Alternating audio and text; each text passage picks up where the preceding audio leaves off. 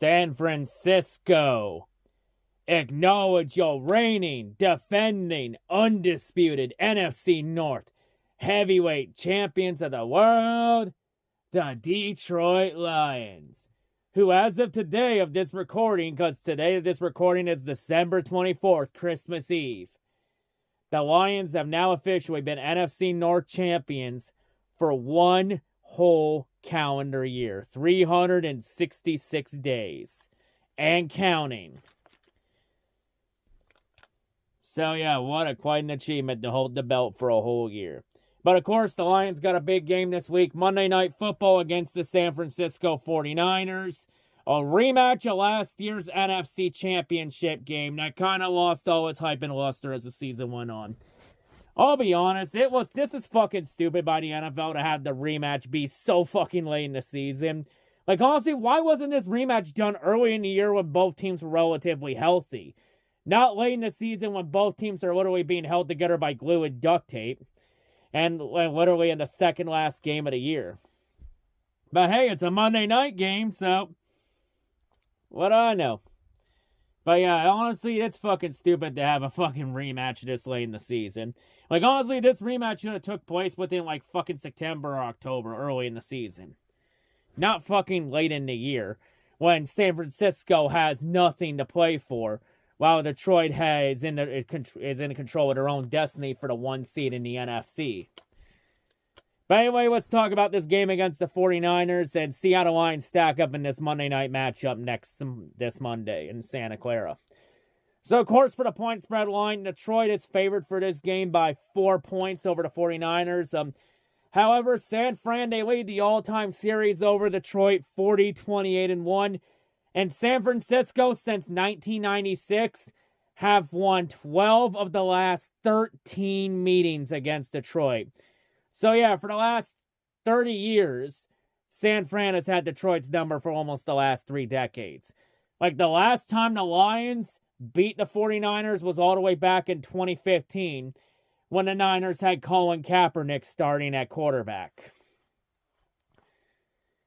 In fact, Detroit also has had a history of losing down in San Francisco, because it's been a while since the Lions last won in San Francisco. Because the last time the Lions beat the 49ers up in San Francisco was all the way back in 1975. The mid-70s. It's been a while. And that was back before the 49ers got Bill Walsh and Joe Montana. And we all know how that all ended. Detroit this year, they're 7-0 on the road this year. San Francisco is 4-4 at home this year. And this is San Francisco's last home game of the season. Since San Francisco is in Arizona next week to end the season, and a pretty meaningless game between the Niners and the Cardinals next week. Since both the Niners and 40 Cardinals are both eliminated. Well, if Detroit wins this game, then Detroit will do something I believe they've never done in their entire franchise history. And that's go the entire regular season undefeated on the road. Detroit currently 7-0 on the road this year. And this is their last road game of the regular season. Playoffs to be determined. But anyway, let's go through the Niners' key players real quick. So, of course, that quarterback for the Niners, is big cock Brock Purdy. As Brock has still looking like a solid QB. Kind of regressed, though, this year. Well, I mean, you can pull the injury thing all you want, but great QBs can make the most out of a situation. And in terms of the running back core, well, the Niners, they're without Christian McCaffrey after he tore his PCL in that loss to Buffalo earlier this month. So, yeah, that's a big blow for the Niners offense because McCaffrey's one of the best running backs in the league. That's a big blow to them. And when McCaffrey comes back, he's not going to be the same player he was before he got injured twice this year. Because McCaffrey's been injured twice this year, so that sucks for McCaffrey. He was always fun to watch, too. Damn. But, of course, they've had a bunch of other running backs. Pretty much anybody they can pull off the street come in.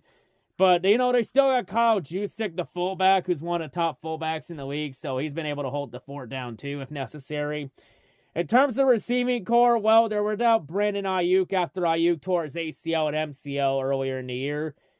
And that's a big blow to the Niners offense. They do got some pieces on there, as with Deebo Samuel and George Kittle in there still. In terms of the defense, well, the D-line, they're without Javon Hargrave as he's on the IR for a tricep injury. They still got some solid pieces on there, like Nick Bosa, Malik Collins, and Leonard Floyd. The linebacking core is completely beat up. As Devondre Campbell, he's still being suspended by the team after he quit on the Niners, and that's when it was a little stunt against the Rams on Thursday night a couple weeks ago. Like, honestly, the fact that he's still with the team is kind of surprising. But yeah, currently he's still being suspended by the team after that stunt he pulled. Like, honestly, I would have cut his ass after that game. I don't know why the Niners kept him around. Honestly, just get rid of him. Like, honestly, that type of crap has no fucking business in this game. And honestly, and I feel like the Niners are going to most likely feel like after that stunt Devondre Campbell pulled, I think that's most likely his last game in a Niners uniform. But in terms of guys that aren't quitters, well, Dre Greenlaw, he came back last week and then injured his calf again. He is listed as questionable for the game, but there are a lot of reports saying that Dre Greenlaw could be done for the season as they may rest him since the Niners are eliminated and got nothing left to play for. But of course, for the linebacking core, they now got Fred Warner on his own to anchor the core there. And in the secondary, well, Jair Brown is questionable for the game with an ankle injury. They do got some other pieces on there like Talanoa Hufanga, Demondre Lenore, and Chavarius Ward. So they got some talent in that secondary for sure. You know, even though the Niners are banged up, they still got some talent still around on that team. The head coach, of course, of the squad is Kyle Shanahan, who also is the offensive play caller since the 49ers don't have an offensive coordinator. So Kyle Shanahan's been taking care of all that on the offensive side of the ball. Because, you know, Shanahan is one of the best offensive-minded head coaches in the league. And, of course, the defensive coordinator is Nick Sorensen. As now he's the next person to come into the to be the defensive coordinator after another. I believe the Niners' last coordinator, Raheem Morris, took a head coaching job in the offseason. So, yeah. In terms of the Niners' offense, they're the 7th-ranked offense in the league in terms of yards. 7th in the pass game, top 10 in the run game at 10th. And the Niners' defense, despite all the injuries they've had, they're still the number 2 defense in the league in terms of yards allowed. They're number 3 against the pass, but the run game is where they've been pretty weak as they're 15th against the run. So they're good at locking down the pass, but they still struggle against the run. So obviously the big key to winning this game is control time of possession and run the ball. You know, the Niners, you know, pretty much what we're doing in the NFC Championship game until we blew it in the second half. Because one of the big reasons the Lions lost that NFC title game was because the Lions gave up on the run way too damn early. Like, they should have kept running the ball to start the second half. Because the run game was working. The Niners couldn't stop it in the first half. And by the time the Lions did go back to it, it was already too late. So the Lions need to stay with the run and not abandon it. You know, it's just stick with the strengths and feed Jahmyr Gibbs Sonic the ball. You know, do that and control time possession because we all know what kind of damage George Kittle and Brock Purdy could do. So the best way to prevent that damage is to keep the Niners off the field for as long as humanly possible. And then on defense, you know, got to find a way to take George Kittle out and make him a non-factor in the game along with Debo. And get some pressure to Brock Purdy. And then the Lions will have a bit of easy time with the O-line since Trent Williams, the top O-lineman on the 49ers, is done for the year with a calf injury. Which, that sucks for Trent Williams. Another fucking season-ending injury for a potential first future Hall of Famer in Canton. That just sucks for Trent. Like, he's already been through so much of his goddamn career. Fuck. But yeah, you know, Lions just got to control the run game and time of possession. Pretty much whatever they were doing in the NFC Championship game, just do it. But this time without a second half collapse against the Niners. And if anyone wants to talk about, you know, Dan Campbell's coaching in that game, let me be honest, Dan Campbell was not the reason the Lions lost that game. Everyone just wants to use Dan Campbell as a fucking scapegoat because he goes against what other coaches fucking do in this league. which that's complete bullshit. Like, the fourth down decisions weren't a bad idea. It was just lack of execution on both ends of it. Because the two catches that Josh Reynolds dropped that were easily catchable balls, especially that one on fourth down that opened the floodgates for the Niners to come back, that isn't coaching. That's lack of player execution. Hell, the ball that bounced off Kendall Philidor's helmet, an interception that bounced off Philidor's helmet right into Brandon Ayuk's hands at the 5-yard line, that wasn't Dan Campbell's fault. That was lack of player execution.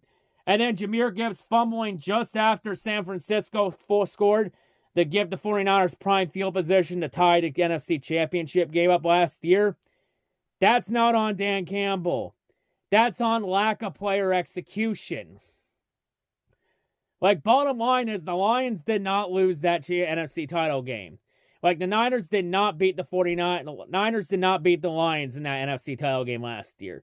The Lions beat themselves. And now the Lions get a chance to rewrite a big wrong last year and try and rewrite the story. And then that other fourth down catch, that wasn't Dan Campbell. That was lack of execution on Amon-Ra St. Brown's part. Like, honestly, yes, people need to be held accountable for that collapse in the NFC Championship game, no doubt. But once again, Lions fans, you're holding the wrong fucking people accountable.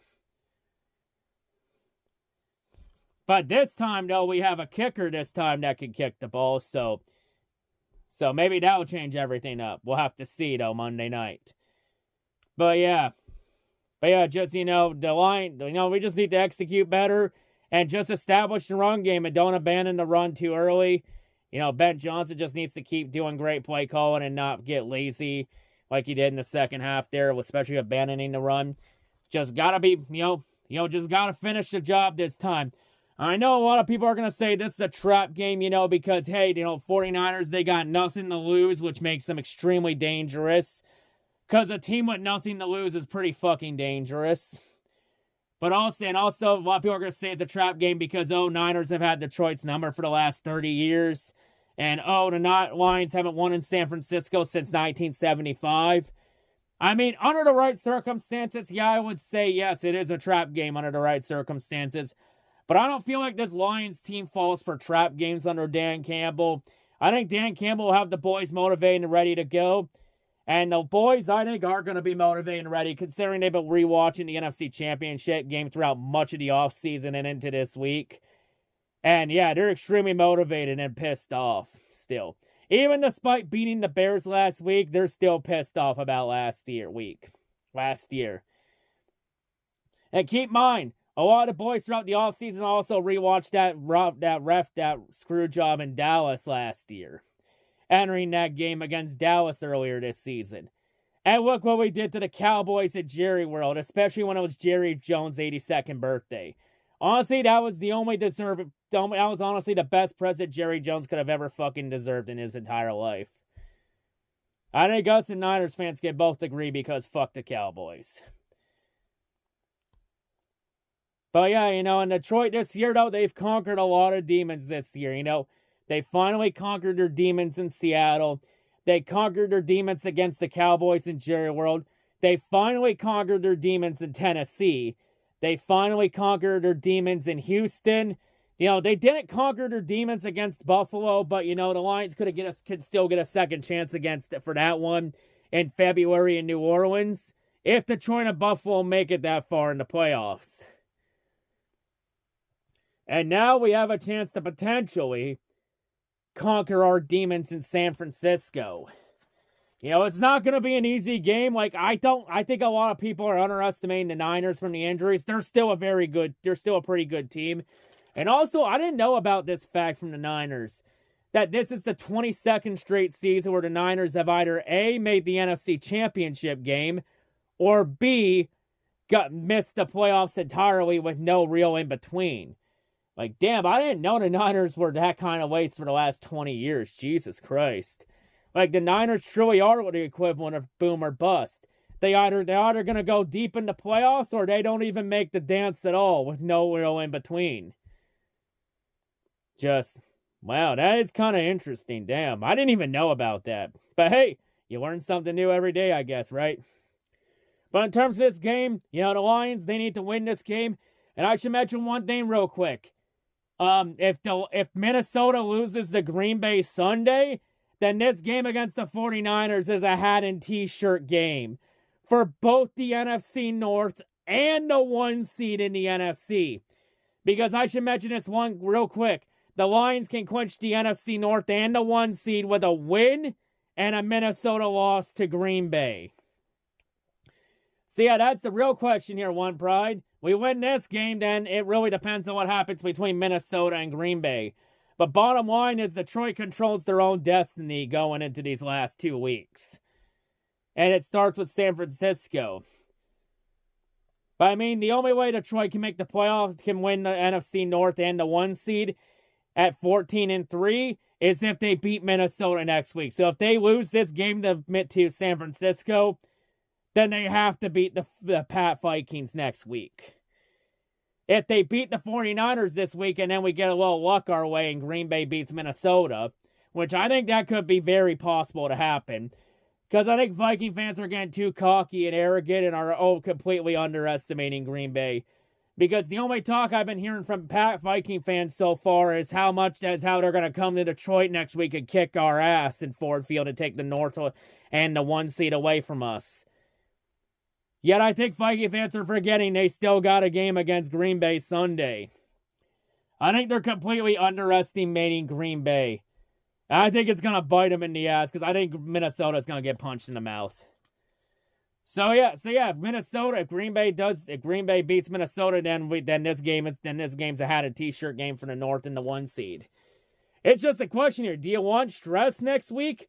Or do you want to have no stress next week? Because if Detroit wins this game and we get a little luck our way, then there's a chance next week's game becomes completely meaningless. And before anybody asks about Philadelphia, well, Philadelphia, they're out of 1 seed contention if either Detroit or Minnesota wins. So if Detroit or Minnesota wins this week, then it doesn't matter what happens with Philadelphia against Dallas. But if Detroit wins and Minnesota loses, then the road to Super Bowl 59 goes through Detroit. Bottom line. So yeah, let's go get this win. I have Detroit winning. I got Detroit winning 22-21. Detroit by 1 point over San Francisco. And then we have to wait on Sunday to see if we have clinched the North and the 1 seed a week early, or if it comes down to week 18 against the Vikings. But before that, we got a game against San Francisco. We take it one at a time. And if we get the help, we get the help. But anyway, that's all I got to say. Let's go get this win against the Niners. And let's get one step closer to that 1 seed in the NFC. And having the playoff and running the playoffs through Detroit. So I'm out, and as always, Merry Christmas, Happy Holidays. And as always, go Lions. Detroit, let's work. Hey. Takes a little bit more. Oh, yeah. Takes a little bit more. Oh, yeah. It takes more to be One Pride, a little bit more to be Detroit. It takes more to be this live, a little bit more to make this noise. One Pride, more fight, more heart, more grit. One Pride, more fight, more heart, more. Still rep the city and we still gritty like we did it before. Still defend the den, except this time we brought a little bit more. We ain't kicked off, it sound like we scored. Turn it up, that's what kickoff is for. When you talking about One Pride, we don't get loud, we deliver the roar. Tell them boys when the coin flip, we gon' come with it, don't fumble it. The pressure's high and the fresh jerseys with block numbers gon' double it. Hey, it's One Pride and the Lions did what they up against. This Detroit, if it's smoke, we ain't never ducking it, let's kick it off. It takes more to be One Pride, a little bit more to be Detroit. It takes more to be this live, a little bit more to make this noise. One Pride, more fight, more heart, more grit. One Pride, more fight, more heart. Detroit. Hey, One Pride, we want more.